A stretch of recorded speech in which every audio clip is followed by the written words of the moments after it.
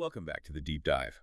Today we're jumping into Mobile Suit Gundam, the origin to look at one specific piece of hardware. That's right, the Chivvay-class Heavy High-Speed Cruiser. Yep, we've got sources covering its design, its tech, its role, basically why it matters in this version of the story. And what makes it stand out from the ship we knew in the original 1979 series? That's kind of the core mission today, isn't it? Exactly, understanding its importance in the origin. Okay, so the first thing, and this is really fascinating, is how the origin completely flips the script on the Chivvay. Flips the script. How so? Well, in the original show, you kind of got the sense it was maybe an older design, right? Compared to the Musai. Right, the Musai felt like the main workhorse. But the origin presents the Chivvay as, well, brand spanking new, top of the line, a high-performance capital ship right from the outset. Ah, okay, so it's the advanced one here. Precisely, and that tells you something immediately about how the origin portrays Zeon. It suggests, much greater technological strength early on. It changes that early war dynamic.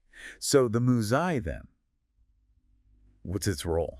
The origin reimagines the Musai almost as a militarized transport, like derived from civilian ships, then adapted for war. So it's the Chivvay that's the purpose-built command ship, the heavy hitter. Exactly. Designed for flotilla command, carrying senior officers, and that design philosophy shows. How so? In the tech? Yeah, definitely in the tech and features. It's clearly built for commanders, prioritizes speed. You see those 5 huge engines on the back. Hard to miss them. And firepower. Serious firepower. It's also just big. You have the dimensions handy. Yeah. Length is almost 320 meters, so 319.9 meters.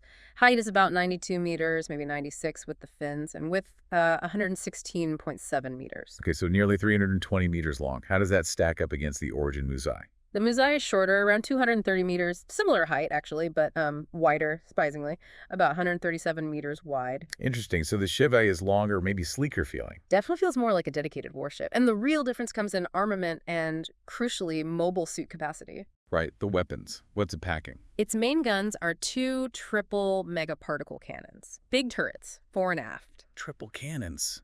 Compared to the Musai's doubles. Yeah, the Musai has 3 double cannons. So fewer barrels on the Chivvay, but you assume those triples are much more powerful. It is called a heavy cruiser, after all. Makes sense. And mobile suits, that's key for Zeon. Huge difference here. The Chivvay can carry 12 mobile suits in its hangar. 12. Wow.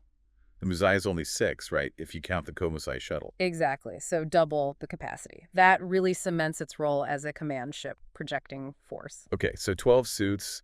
What else is on the armament list? Those main guns sound impressive. They rotate 360 degrees, too. Very flexible. Then you've got 2 single-barrel megaparticle cannons on the engine sides.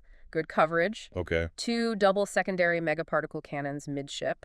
And then missiles 8 launchers up front, plus 9 double anti-aircraft cannons scattered around. So it's loaded for bear, defensively and offensively. Absolutely. And it's built to deploy those 12 MS quickly. Big hangar in the bow.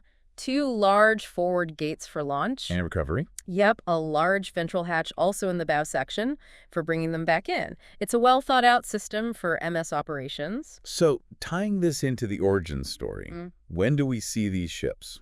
They're in service right from the start of the One-Year War. We know they participated in the Battle of Loom. They typically had a green paint scheme then. Loom, okay. But, when you watch the OVA. Yeah, that's the interesting bit. While the profiles mentioned Dozel Zabi having some Chivvays in his fleet at Loom. You mostly see Museys, don't you, in the animation? Overwhelmingly Museys, yeah. It's a bit of discrepancy. Could be animation budget, artistic choice, who knows? It does make you wonder, though. It does. But we know they were used operationally, right? Oh, definitely. There is a clear instance early on, January 3rd, UC0079. Kycilia Zabi's special forces used a Chivvay to deploy Zaku-ai units during the occupation of Granada. Ah, okay.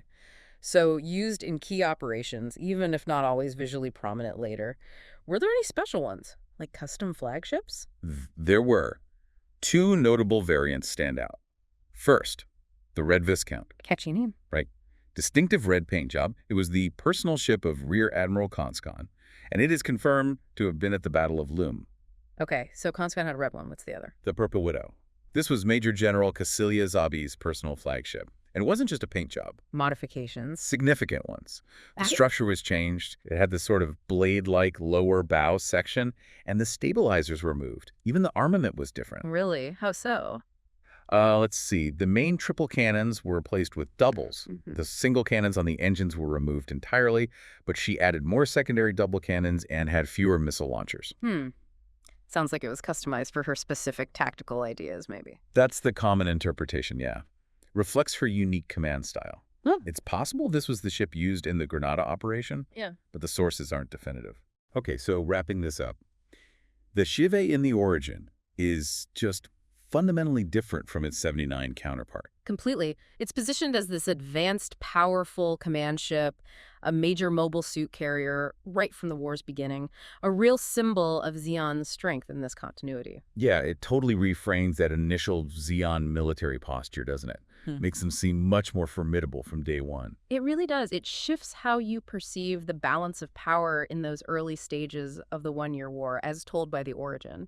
And it leaves us with that interesting question we touched on, with the visual differences between the source material descriptions and what sometimes ends up on screen. Right. How much do things like, well, production realities or maybe just artistic license shape how we, the audience, actually understand the capabilities or even the history of these fictional forces? Definitely something to chew on. Great stuff to think about after this deep dive. Thanks for tuning in.